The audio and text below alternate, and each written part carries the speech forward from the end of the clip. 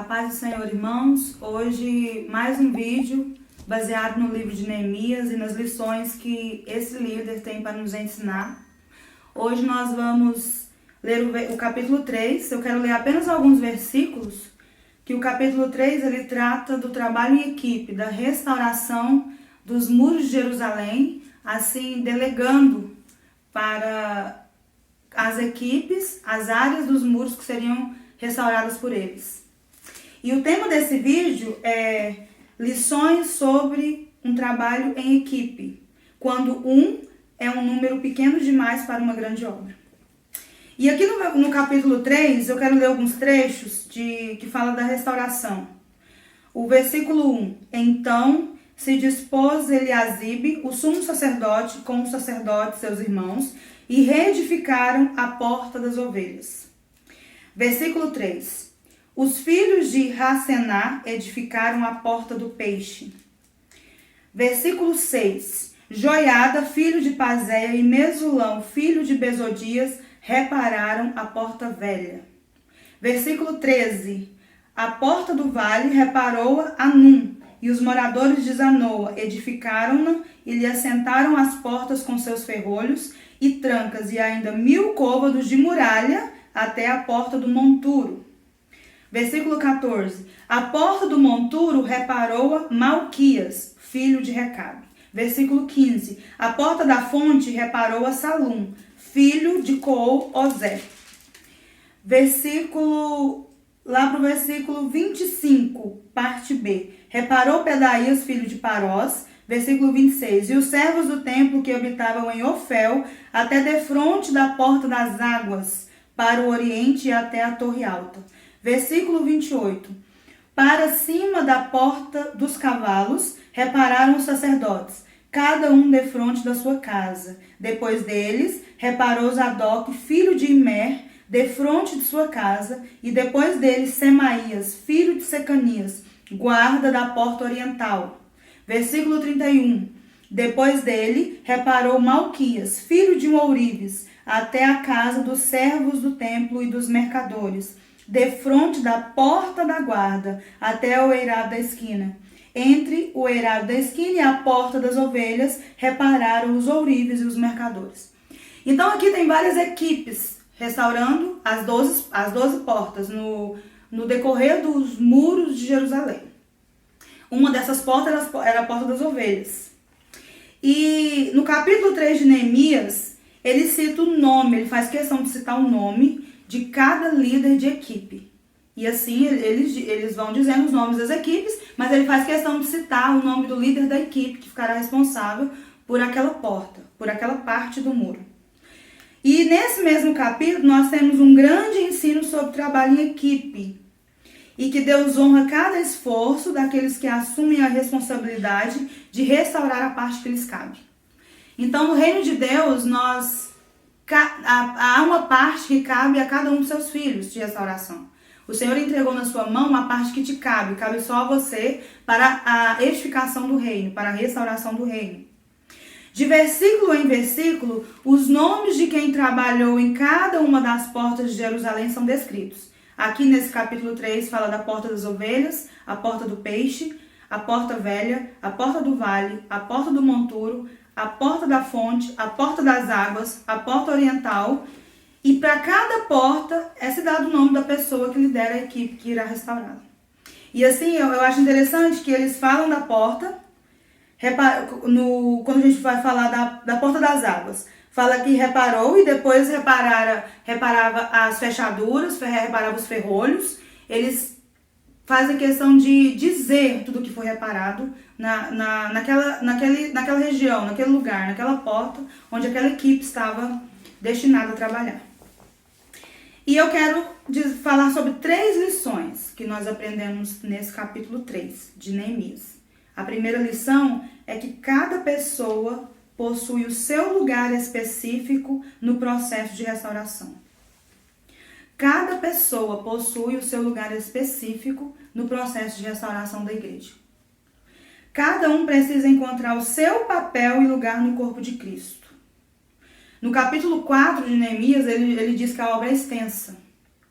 E com essa visão de obra extensa, ele precisava de uma equipe grande para poder concluir aquilo que Deus colocou na mão dele, aquela visão, como nós já vimos nos vídeos passados, aquela visão que ele tinha, aquela visão que Deus deu para ele, aquela direção que Deus deu para ele. Ele precisava de uma equipe para poder concluir aquilo, sozinho ele não conseguiria prosseguir. E a fórmula do crescimento de qualquer ministério, a fórmula do crescimento de qualquer igreja é compartilhar responsabilidades. Não tem outra forma de que um ministério se torne grande. Não tem outra forma de que um trabalho seja concluído de forma excelente. Se cada um tiver responsabilidades com aquilo que foi delegado para ele.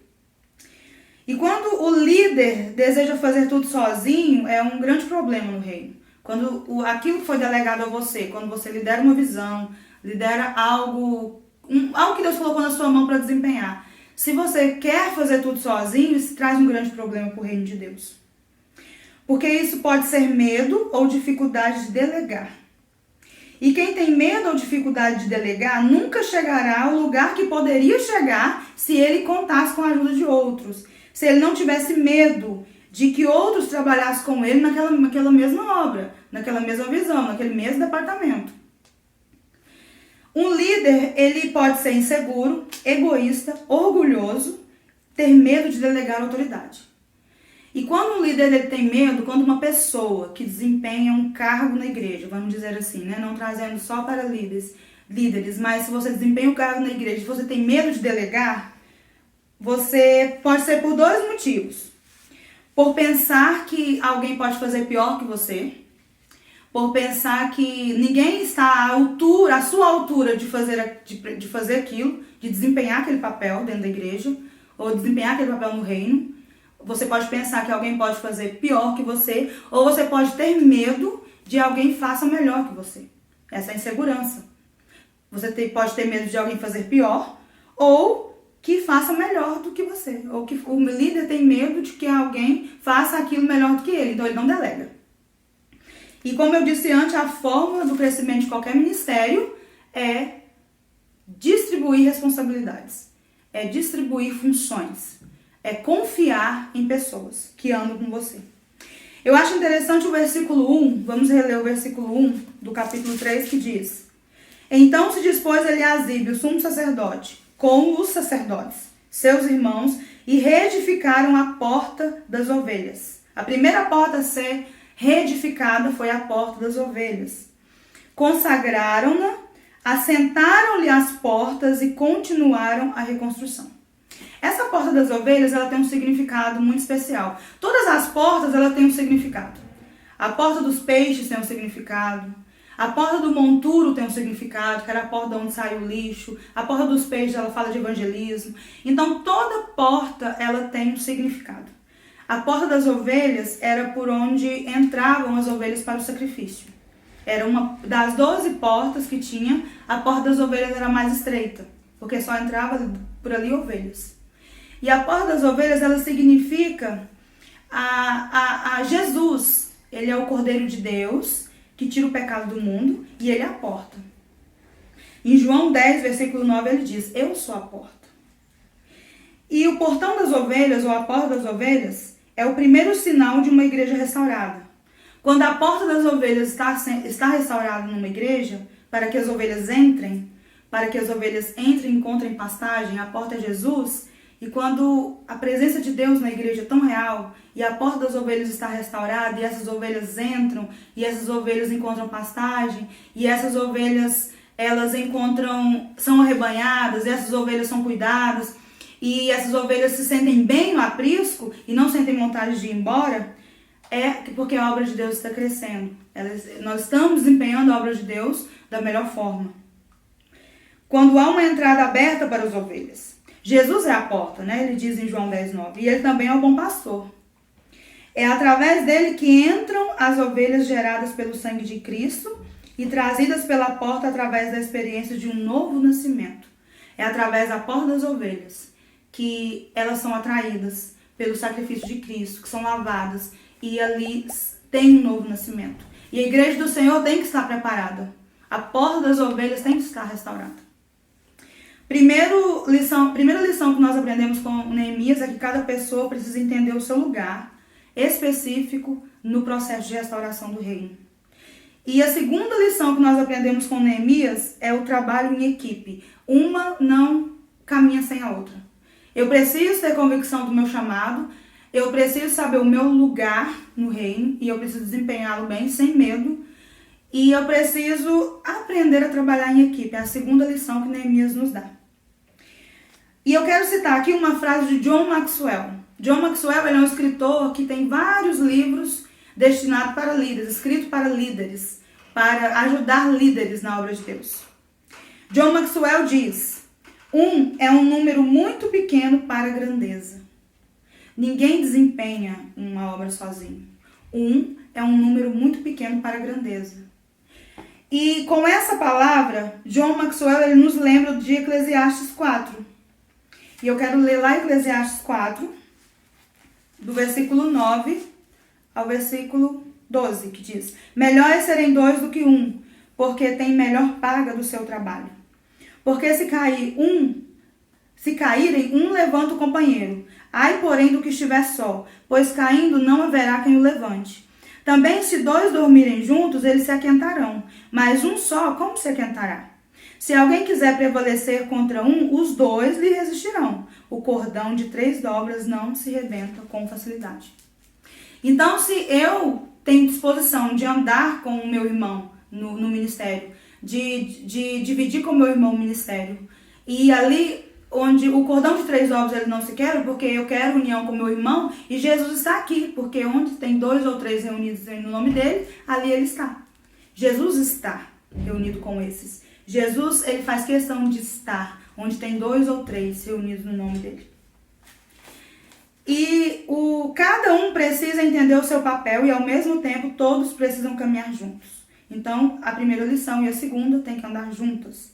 A primeira e a segunda lição precisam convergir. Cada um faz a sua parte e somente assim o todo é feito. Ninguém faz nada sozinho. Cada um faz a sua parte, a parte que te foi destinada. E nisso o todo é feito. Porque o todo, ele não pode ser feito apenas por um. Ele tem que ser feito pela igreja de Cristo, ele tem que ser feito pelo reino, aqueles que se dispõem, aqueles que têm disposição, se alistaram, aqueles que colocaram a mão no arado, aqueles que não olham para trás, mas têm segurança de que tudo que fazem, há um galardão no céu para eles. A terceira lição que nós aprendemos no capítulo 3, que o muito é feito a partir do pouco. O muito pode ser realizado exatamente porque a pessoa não está só. Então, um sozinho teve uma visão, Deus entregou algo para alguém. Uma pessoa teve uma direção de Deus e compartilha com o outro que abraça aquela visão, e compartilha com o terceiro que abraça aquela visão. E nisso a obra do Senhor que ganha. É o reino que vai crescendo. O muito sempre começa a partir do pouco. É do pouco mesmo. Hoje nós olhamos a situação atual da igreja, e a situação atual da igreja no mundo em que nós vivemos pode nos desanimar, porque é muito trabalho para fazer. Tem muita coisa para ser feita. E se nós percebemos uma obra enorme e uma situação tão precária para trabalharmos, onde tem que haver tanta dedicação, onde tem que haver o morrer diário, nós temos que morrer para nós mesmos, para que o reino dos céus venha. Onde que a gente se depara com desesperança, porque a igreja de Deus leva esperança. E a gente tem que combater a desesperança, combater a frieza. São coisas demais para fazer. A gente pode olhar para isso tudo que tem que ser feito, olhar para a nossa igreja hoje e dizer é coisa demais para fazer. E eu não quero me alistar. Mas se eu olhar para tudo que precisa ser feito, de tão grande que é a obra, de tão extensa que é a obra, e me sentir desanimado e deixar que um sentimento de frustração me paralise, eu acabo por não fazer nada e os dias vão passando. Eu olho muito o que tem que ser feito. Eu olho que ninguém se levantou para fazer. E se partir de mim, com o coração voltado para a obra, com o coração sarado, com o coração disposto a atrair pessoas para essa visão de restauração, se eu não tiver essa disposição, um morrer diário para isso, eu vou me desanimar e olhar pelo tanto de coisa que precisa ser feito e não faço nada. Tem que partir do pouco. O muito ele só é conquistado se partir do pouco. As grandes conquistas elas só são feitas se um toma uma decisão de fazer. E essa é a lição que aprendemos com Neemias. Cada um fez um pouquinho. Ele deixou cada porta um responsável. Ele deixou a porta das ovelhas com alguém, a porta do monturo com alguém, a porta de onde saiu o lixo, ele deixou para alguém restaurar. E essa pessoa, com certeza, ele foi com esmero e restaurou a porta por onde saiu o lixo. Ele restaurou a porta do peixe, outra pessoa restaurou a porta do peixe. Cada um fez um pouco e com todo mundo fazendo um pouco, uma obra grandiosa surgiu. De forma que quando terminada, eles olharam e pensavam, que coisa grandiosa. Uma muralha construída, com 12 portas restauradas. Que coisa grandiosa. E hoje, se nós construímos coisas grandiosas no reino, se nós construímos coisas grandiosas na igreja, não foi o ministério de louvor, não foi o líder de jovens, não foi o líder de senhoras, líder de mulheres, não foi os pastores sozinhos, não foi a líder de assistência social, mas foi um todo. Quando nós nos reunimos, nós juntos restauramos o reino de Deus. Todos juntos passam por esse processo de restauração, porque a excelência o Senhor nos dá, mas a glória é somente dele.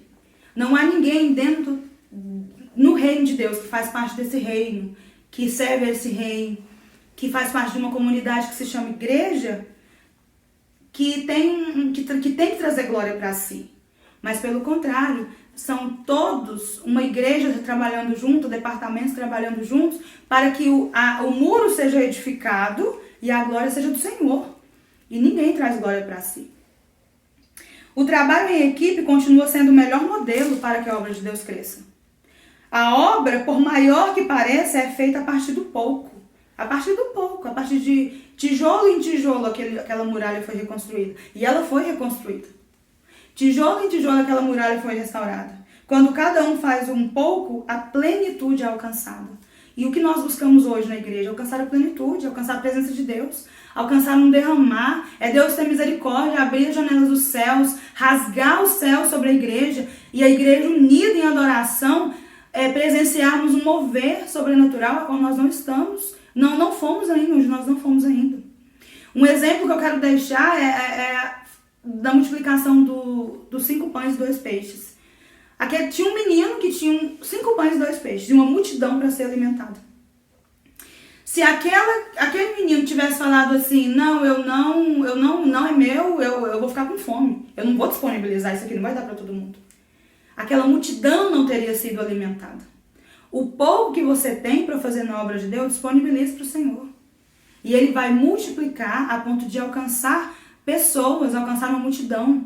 Assim como aquela pessoa ali, aquele menino tinha aqueles 5 pães e 2 peixes e disponibilizou para Jesus, ele entregou para Jesus aquilo que ele tinha para comer e Jesus multiplicou a ponto de alimentar uma multidão. E é nisso que nós teremos que focar. Que o meu esforço no reino é para alimentar uma multidão. Uma palavra que eu gosto muito, que nós descobrimos ela esse ano, se chama sinergia. Assim, quando nós fomos estudar essa palavra, o que significa no dicionário? É cooperação. A igreja de Deus precisa andar em sinergia. Ela é cooperação. É um termo de origem grega. Sinergia é um trabalho ou esforço para realizar uma determinada tarefa.